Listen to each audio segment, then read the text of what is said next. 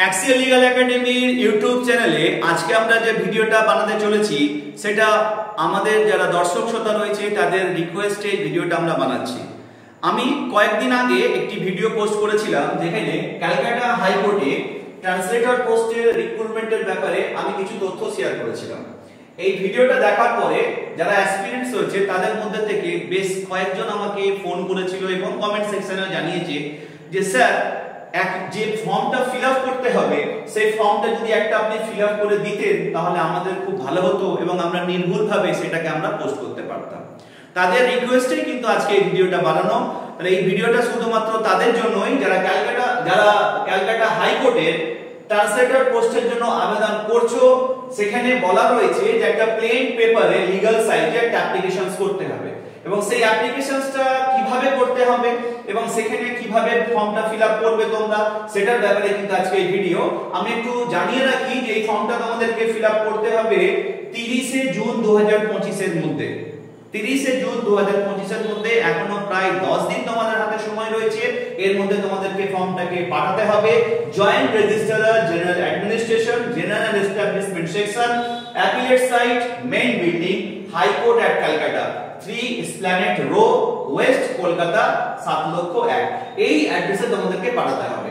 তো আমি জানিয়ে রাখি এই যে জেনারেল ইনস্ট্রাকশনসটা রয়েছে এর যে 3 নম্বর পয়েন্ট যেটা আমি আগের ভিডিওতে ডিসকাস করেছি সেখানেই বলে দেওয়া রয়েছে যে একটা অ্যাপ্লিকেশন যেটা একটা স্টুডেন্টরা নিজের হাতে যেটা লিখবে বা টাইপ করে দেবে সেই অ্যাপ্লিকেশনের মধ্যে কোন 9টা জিনিস থাকতে হবে সেই 9টা জিনিসকে আমি জাস্ট খুব ছোট আকারে বলে দিচ্ছি।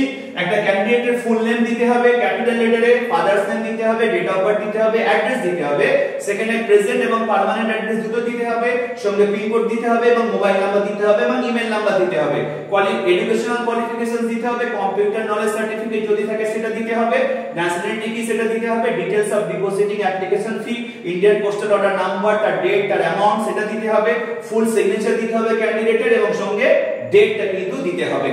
তাহলে এই হচ্ছে ক্রাইটেরিয়া, এই হচ্ছে পার্টিকুলারস গুলো যেটা একটা অ্যাপ্লিকেশনের মধ্যে একটা স্টুডেন্টকে দিতে হবে। তাহলে একটা অ্যাপ্লিকেশন যদি কোনো স্টুডেন্ট করে সেটাকে যদি করতে হয় তাহলে সেখানে কি কি জিনিস থাকতে হবে আমি একটু সেটাকে স্টুডেন্টদেরকে শেয়ার করার চেষ্টা করছি। তাহলে একটা স্টুডেন্টকে যদি অ্যাপ্লিকেশনস লিখতে হয় দেখো প্রথমেই উপরে তাকে লিখতে হবে ফার্স্ট একদম হেডিং তাকে দিতে হবে যে application for the post of translator at high court Calcutta. তাহলে ফার্স্ট কাজ হচ্ছে একটা স্টুডেন্টের application for the post of translator at high court Calcutta. এটা দেখো আমি যেহেতু বড় করে এখানে তোমাদেরকে দেখাচ্ছি তো সেই কারণে আমি একটা লাইনের মধ্যে এটাকে ধরাতে পারিনি। তোমরা চেষ্টা করবে এটাকে সিঙ্গেল লাইনের মধ্যে সেটাকে লেখার। যদি কারো সিঙ্গেল লাইনে না আসে তখন তোমরা ঠিক এইভাবে তখন সেটা কিন্তু সেকেন্ড লাইনে কিন্তু লিখতে পারো, কিন্তু চেষ্টা করবে সিঙ্গেল লাইনের মধ্যে এই লেখাটাকে ধরানো। মানে এখান থেকে এতটা যে লেখাটা আমি এখানে লিখেছি এখান থেকে এই পোরশনসটা সিঙ্গেল লাইনের মধ্যে লেখার চেষ্টা করবে যাতে তোমরা এখানে দেখতে পারো বড় করে, তাই লিখেছি ফ্রন্টটা বড় রেখেছি তো সেই কারণে একটু আমার 2 লাইন হয়ে গেছে।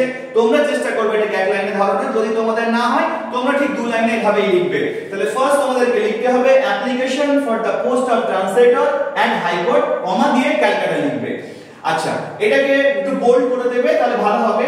তারপর ব্র্যাকেটে লিখবে অ্যাডভার্টাইজমেন্ট নম্বর। তাহলে ক্যালকাটা হাইকোর্ট যে অ্যাডভার্টাইজমেন্ট নাম্বারটা দিয়েছে সেই অ্যাডভার্টাইজমেন্ট নাম্বারটা দেবে, কোন ডেটে দিয়েছে সেটাও দিয়ে দেবে 13 ডে অফ জুন 2025। এটা ঠিক এই যে হেডিংটা রয়েছে তার ঠিক নিচে ব্র্যাকেটের মিডল বরাবর কিন্তু এটাকে দিয়ে দেবে। তাহলে ফার্স্ট দেবে application for the post of translator at high court Calcutta, তারপর সঙ্গে সঙ্গে অ্যাডভার্টাইজমেন্ট নাম্বার এবং তার ডেটটা দিয়ে দিলে।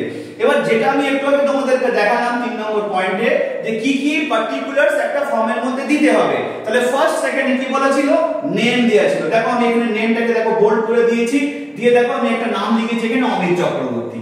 তারপর বলেছিল ফাদার্স নেম, আমি এখানে একটা নাম দিয়ে দিয়েছি Sumit Chakraborty. Date of birth দেখো ডেট অফ বার্থ এখানে এভাবে বসিয়ে দেবে, ঠিক আছে। যেভাবে ঠিক এখানে দেওয়া রয়েছে একটা জিনিস কিন্তু তোমরা ফলো করো।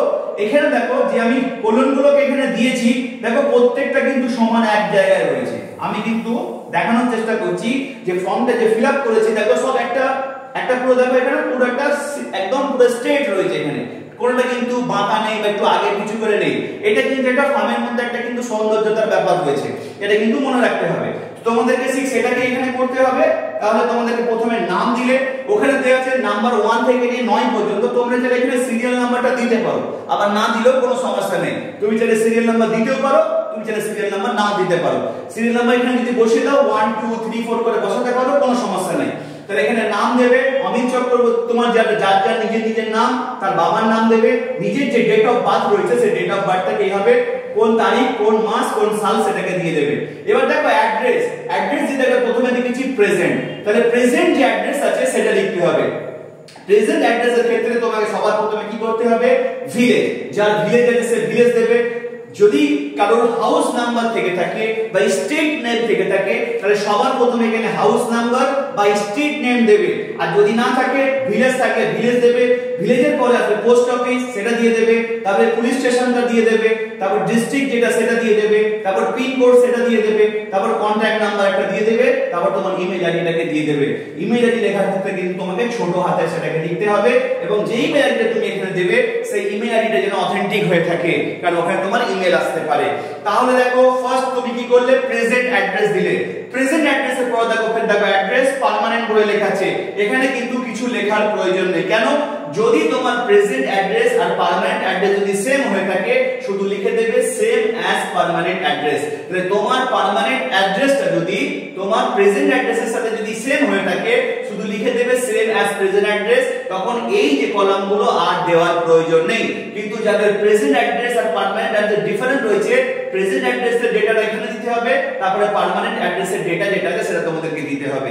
কিন্তু দুটো যদি সেম থাকে তখন এই পোরশনটা কিন্তু আর মেনশন করারও প্রয়োজন নেই, ব্ল্যাঙ্ক রাখারও দরকার নেই, এই পোরশনটাকে বাদ দিয়ে দেবে। নেক্সট দেখো এডুকেশনাল কোয়ালিফিকেশন। তাহলে এখানে এডুকেশনাল কোয়ালিফিকেশনস কি কি দিতে হবে? নাম্বার 1 সিরিয়াল দেবে, মাধ্যমিক দেবে। মাধ্যমিক তুমি কোন বোর্ড থেকে পাস করেছো? যদি বেঙ্গলি আমাদের ওয়েস্ট বেঙ্গলের বোর্ড হয়ে থাকে West Bengal board of secondary education, বোর্ডের নাম দিলে। তারপরে তুমি কোন সালে পাস করেছো, 2006 সাল কি 2010 সাল কি 2008 সাল, যে সালে পাস করেছো সেই সালটা দেবে। কত পার্সেন্টেজ অফ মার্কস পেয়েছো তুমি সেটা এখানে বসিয়ে দেবে। একই রকম ভাবে হায়ার সেকেন্ডারি পরের এক্সাম, মাধ্যমিকের পরে higher secondary exam, West Bengal Council of Higher Secondary Education, যে বোর্ড বা কাউন্সিল থেকে পাস করেছো সেটা এখানে দেবে। কোন সালে পাস করেছো, কত পার্সেন্টেজ মার্কস পেয়েছো।